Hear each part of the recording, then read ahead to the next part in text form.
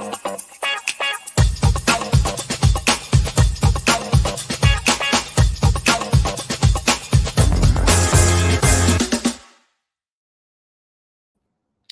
afternoon and welcome to AdAge's Gen Z Voices Roundtable. I'm Adrienne Pasquarelli, Special Projects Editor and Senior Reporter at AdAge. Today we'll be focusing on health and wellness. I'm joined today by a great panel of young experts who can talk about what they expect from wellness brands and offer advice on what brands should be doing to reach Gen Z consumers. We have Isabel McMahon, Assistant Social Media Editor at Women's Health Magazine, Nadia Okamoto, co-founder of menstrual care brand August, Marianne Robinson, Director of Community and Acting Social Media Director at Bubble Skincare, and Allison Wolf, Manager of Invention Plus at Mindshare. Thank you all for joining us. A reminder that if you have questions for our panelists, please submit them on our social channels and we'll try our best to get to them during the session. And let us know where you're watching from. So I thought we could start by talking about how Gen Z is different from previous generations, particularly when it comes to how you consider and prioritize health and wellness. Isabel, do you want to start? Oh. Did we lose Isabel? Okay, anyone else can jump in. Who wants to start talking about how Gen Z is a bit different when it comes to health and wellness? Allison? Sure, I can go ahead and get started. I think something interesting of how Gen Z is different in how we're thinking of mental health and what that priority looks like for us. I think it really comes down to the fact that physical health and mental health are so much more directly tied and integrated, and that we see that Gen Z is shifting towards physical health not at the expense of mental health. So what I mean by that is if it's, exercise should be a source of joy, not something based in shame or dread or anything like that. And I think that we're seeing this shift where we want to have uplifting experiences that benefit our physical health, overall well-being, and we're not willing to sort of sacrifice that mental health piece in order to achieve it. I mean, we have often heard about how Gen Z values mental health, definitely more so than other generations, like you said, and we see brands tapping into this. I'm thinking of the recent Sesame Street Elmo "How is everybody doing?" question, which kind of went viral, I think, for this reason. Let's dig a little deeper on why mental health is important to Gen Z and how brands can tap into that. I can touch on. Oh, go ahead. I was going to say, I can touch on this a bit from how brands can tap into it. I mean, at Bubble, we have a really large community of brand ambassadors. We have over 25,000 of them, and we give them space every day to talk about their mental health, to talk about what's going on in their lives, their struggles, what they like, what they dislike. So I think brands can tap into this idea that mental health is becoming more prevalent in the lives of young consumers. They care a little bit more about it by asking them how their lives are, what they prioritize. And a lot of our community, they're prioritizing their health and they're prioritizing their wellness as well. Yeah, I was just going to say, I think that the reason that mental health has become so much more important for Gen Z is because we haven't had really an option, right? Like the burnout phenomenon is because the world is overwhelming. And if you look at the pivotal moments of current events and what was happening in the world when we were coming into our adolescence, right? Like my childhood was earmarked by 2001, 9/11. I grew up here in New York City. And then when I was starting to build my memories, it was the financial crisis. And so everyone around me was really skeptical about the system around us, right? And then you go into the first kind of presidential elections that we're witnessing, and just what's happened over the last few years, right? I'm on the older side of Gen Z. I'm 26.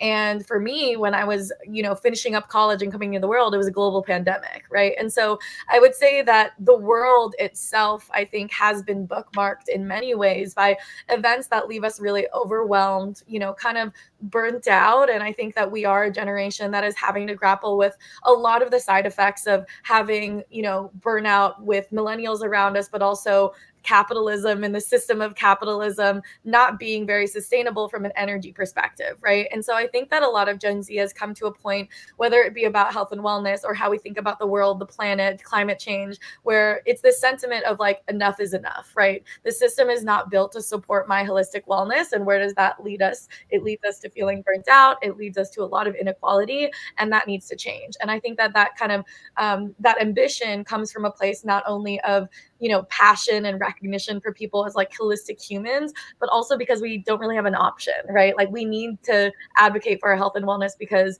otherwise we're just going to keep being burnt out and depressed. And so I think that that's where we have a lot of this disruption from an attitude perspective. And I think that's where brands can really play a part in it, right? There's a higher level of expectation for transparency, sustainability. And, you know, I am a Gen Z founder, and we think a lot about what does it look like to have a Gen Z workplace, right? How do we talk about PTO? How do we talk about mental health and therapy and need for kind of more balance in the workplace and higher level expectations for that from the places that we work?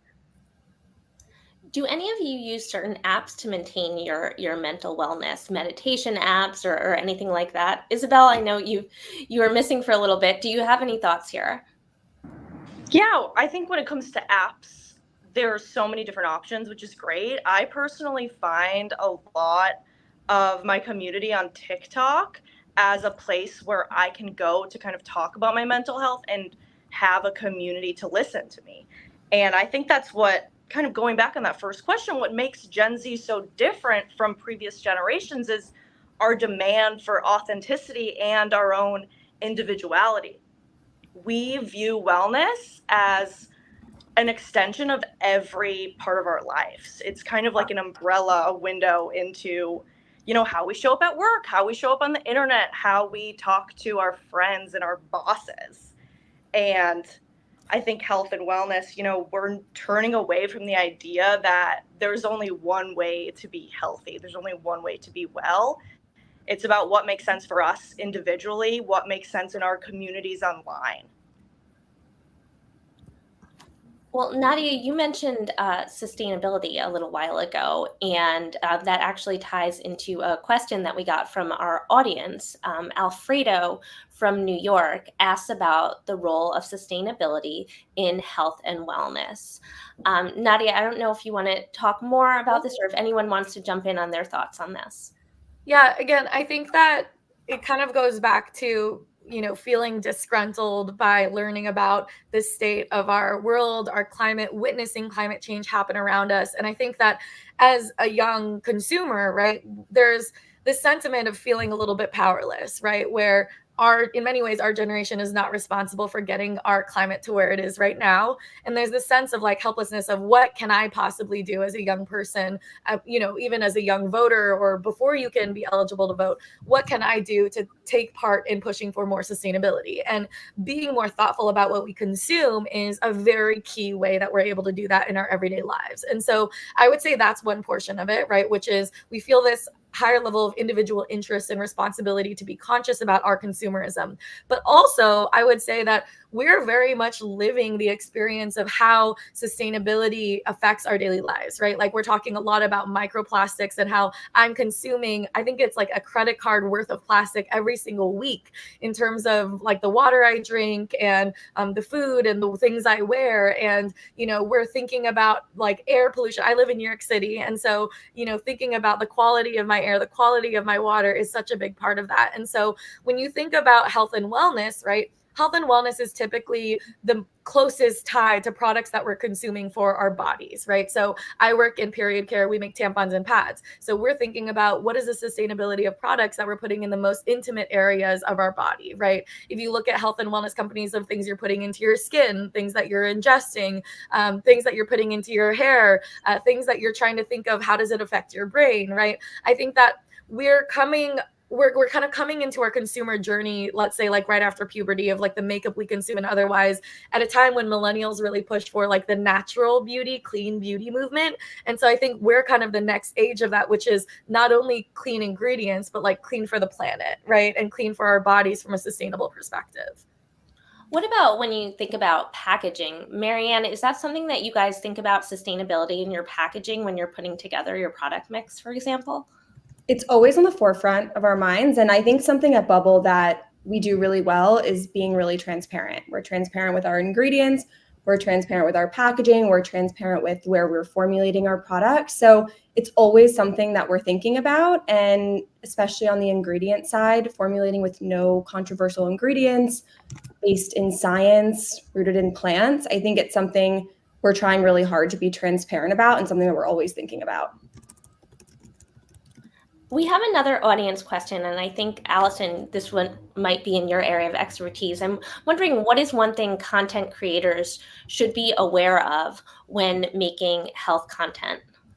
Do you have thoughts? Yeah, that is a great question. And I think that ties very perfectly to what we were just talking about, of this idea of authenticity and transparency in the the messaging that you're putting forward, whether that be about, in the case we were just talking of Bubble Skincare, of ingredients. From the perspective of a content creator, that level of transparency is so necessary for Gen Z, who we've grown up as digital natives, is what they say.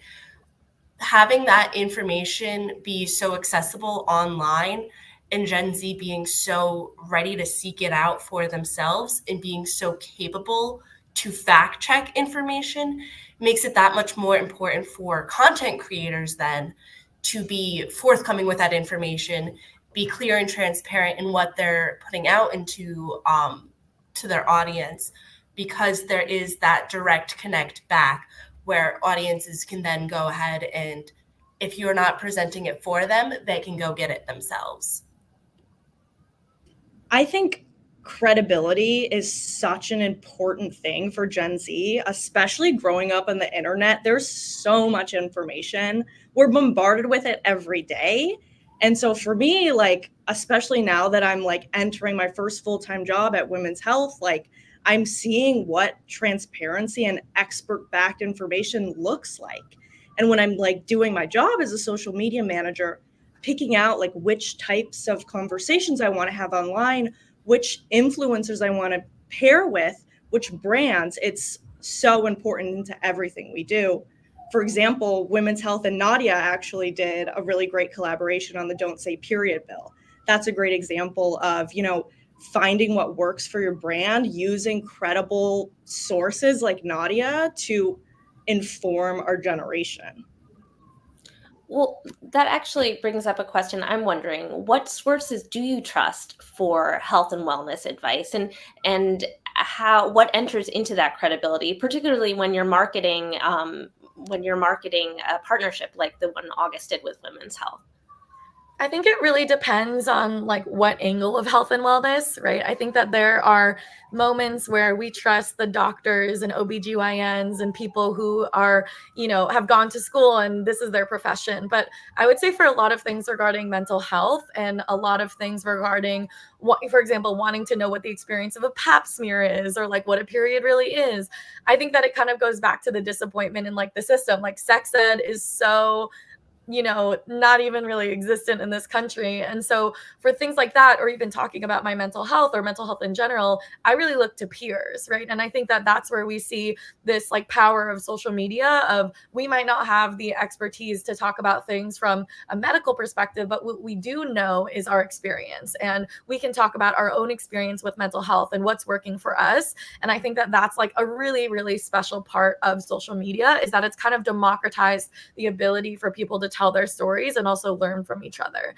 And I think that that's something that I think about a lot from a Gen Z brand perspective, which is that our customers are not just looking to us for answers. They're really looking to us to create this space and the, psychological safety for them to share answers with each other. Right. And I think that that's where, I know the buzzword of community is really prevalent, but like, community, I think, to me, is very different from audience, right? As a content creator, like I have 5 million followers across social platforms, with TikTok being my biggest one, I very much am aware that that is more of an audience than a community, right? Because I'm the one with the microphone making content for other people. So what I can do is share my story. I can share from my own experience. I can share what I'm learning.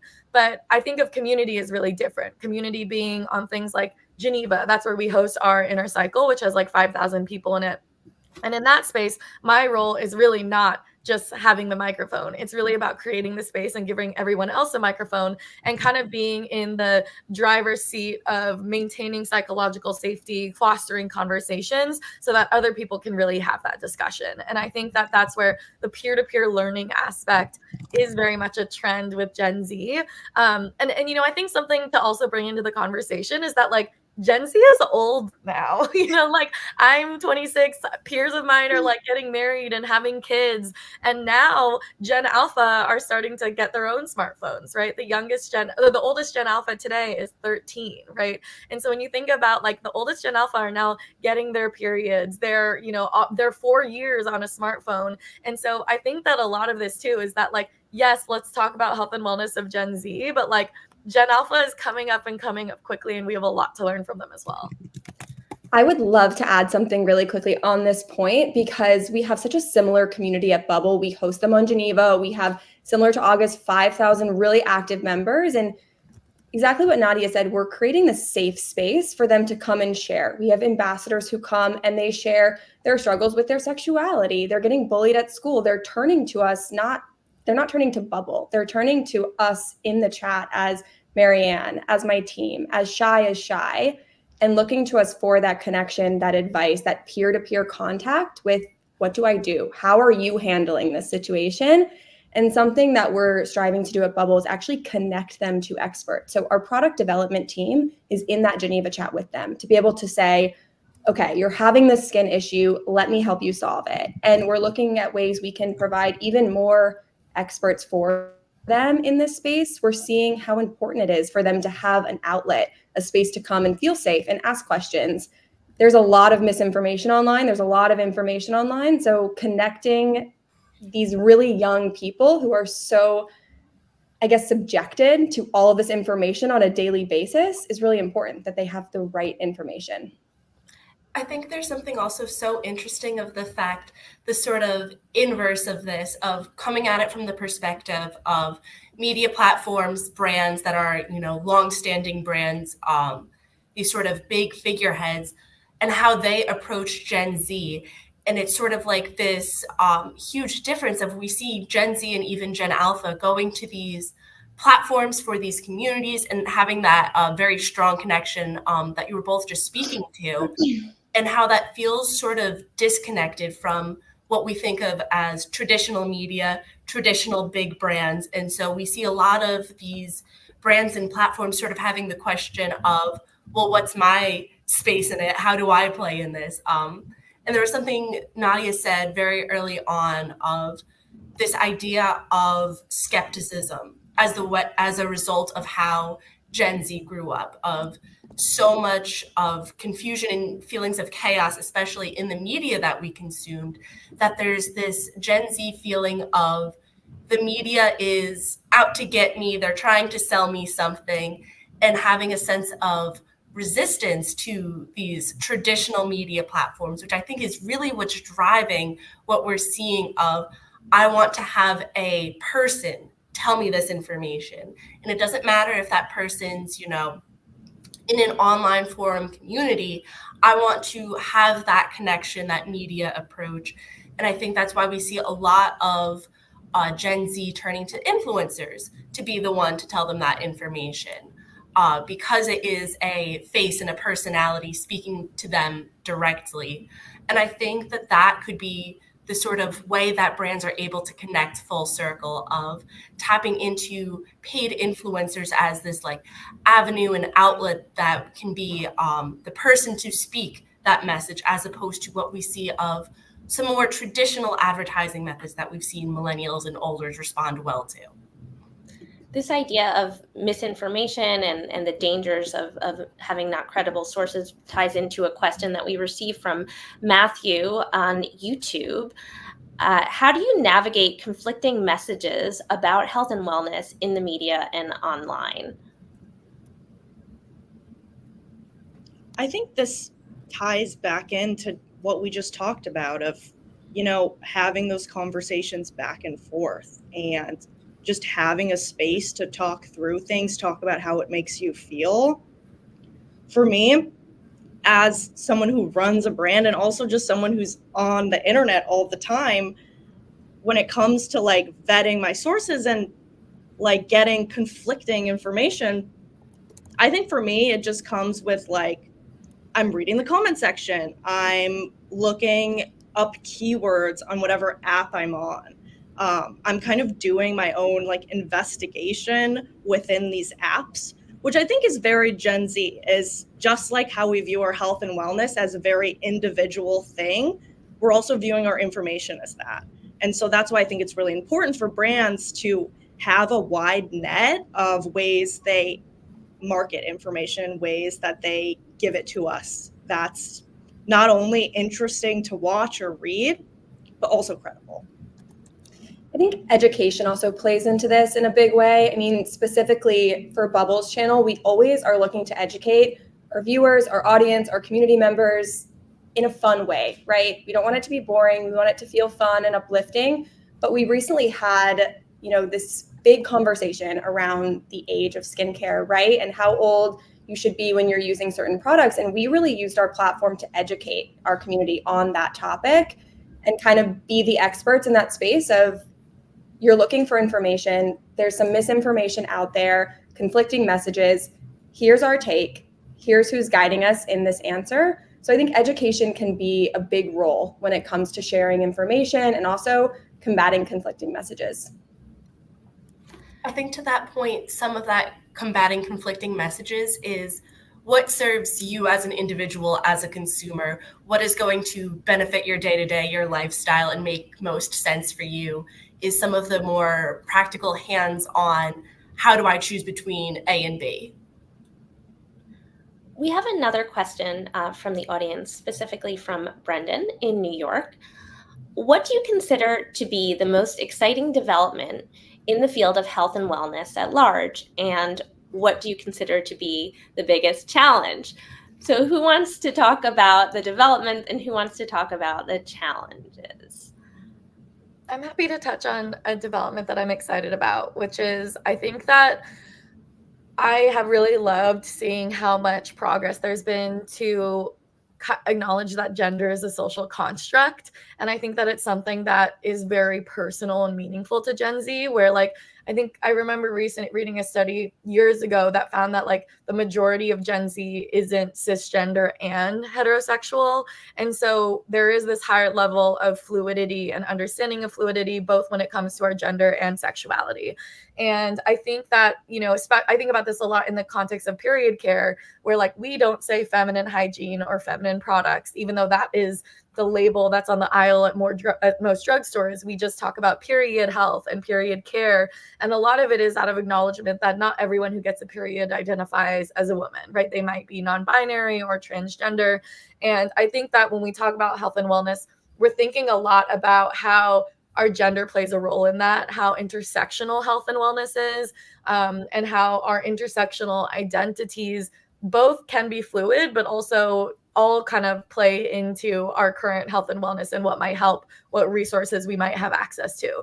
And then in terms of a challenge, I would say the biggest challenge is misinformation, and that some parts of health and wellness have become very politicized, right? If you think about, let's just say like the most obvious health crisis we've seen in the last several years was the pandemic. And the fact that we had over 100,000 people dying from COVID and then people denying that it even existed, right? Like, I think that the misinformation and how science has become debatable is definitely the biggest challenge.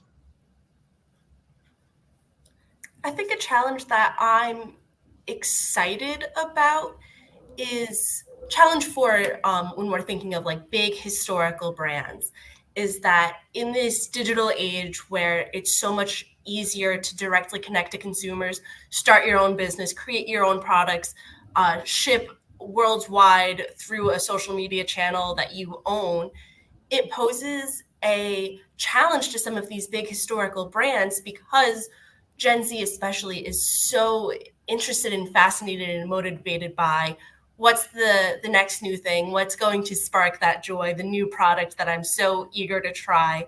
And that becomes a challenge for these historical brands that have been at it for decades of how to reinvent, how to be something new. And I think that that's a very fun push for some of these historical brands to be more innovative, to go ahead and be more creative and expressive in how they're marketing towards their consumers. We think of in like a personal care space, a brand like Dove, who has a very clear stance on what they stand for from a social perspective and all of the work that they're doing for advocating for, beauty image and what that looks like. There was the Turn Your Back campaign last year where they took a clear stance against these very filtered images on social media that people are able to access with these filters. So something like that, where it's putting a clear stand out, finding new ways to be innovative as a brand, even if you are one of these historical giants of a brand, and still finding new ways to be the new shiny thing that Gen Z can take interest in without being a new product. It's definitely a balancing act. I'm curious, what health and wellness brands do you think are doing a good job when it comes to marketing to your generation? We could do kind of a lightning round without naming your own companies, of course. Any brands that you guys have noticed that are really hitting the mark? Isabel, do you want to start? This is kind of an unexpected one, but when I think of health and wellness, it encapsulates even our financial wellness. I think that's a big topic for Gen Z too, of like, how are we going to navigate our healthcare in a few years? How are we navigating the gig economy? I love the Morning Brew TikTok page. They really broke on the scene with really hilarious corporate skits about, what's going on in policy and how is that affecting me personally. I think it's a genius delivery on corporate satire, but also making it extremely relatable, and it relates to financial wellness. I think mine would have to be Starface pimple patches. I think it's so fun, the turning it on its head of pimples being this thing to hide that shame, and the very Gen Z approach of I want joy integrated into my pimple care products. I want to have a bright, colorful star sticker on my face to handle it. Marianne? Yeah, I think one of my examples would be, they're not a new brand, they're kind of a wellness giant, but I really have loved in recent years what Lululemon is doing to uplift women in the space, in the athletic space. They're currently doing a campaign around just women and, an ultra marathon. So I'm really loving the emphasis there on, females in athletics. It's really exciting to see. And Nadia? Yeah, I would say that I'm not super Gen Z focused, but I think that one that I think really exemplifies a lot of the values is Cabinet Health. They do like plastic-free, refillable, super transparent supply chain, kind of taking on the big pharma industry. And I'm very hopeful for them. I think that if they can crack kind of how to take their very Gen Z mission into the world of like Gen Z audience, it could be really powerful. And we just have a couple of minutes left, but I'm wondering what health trends you guys expect to see continue to gain momentum for the rest of this year. If anyone has some futuristic thoughts they'd like to share. Not necessarily health and wellness trend specific, but I think in terms of paid influencer content trend, I think we're going to see much more of an uptick in a willingness to be weird and wild in our paid brand promotions to really reach that desire for Gen Z's, love for authenticity. I think we're on the cusp of witnessing a really creative surge in how we're using influencers in paid content. This is a little biased, but I think skincare isn't going anywhere in the wellness space and active wellness. I would say that something I'm excited about is that wellness is starting to really integrate with beauty. Like August has been very much featured on a lot of different like beauty outlets and beauty awards, which is not at all something I expected when we started the company 3 years ago. But now the fact that we're talking about sexual wellness periods being even in the beauty industry, I think is super exciting. And I think it's something we'll see a lot more of. I agree. I think the idea of just moving more slowly and thoughtfully is a huge trend I'm seeing, whether that's with Pilates or the Sleepy Girl mocktail. I'm really excited to see how Gen Z, my generation, takes this idea of being fit, being healthy, and makes it their own and makes it fit for their lives unapologetically. Well, we are out of time. Isabel, Nadia, Marianne, and Allison, thank you guys so much for joining us and sharing your insights. Thank you so much. Thanks, everyone. And also, thank you to our Ad Age team, Anna Sakula, Elizabeth Moore, Lauren Chiardio, Phil Carpinella, and Anicia Juarez. Please continue to check back at adage.com for our Gen Z coverage. And thanks for watching.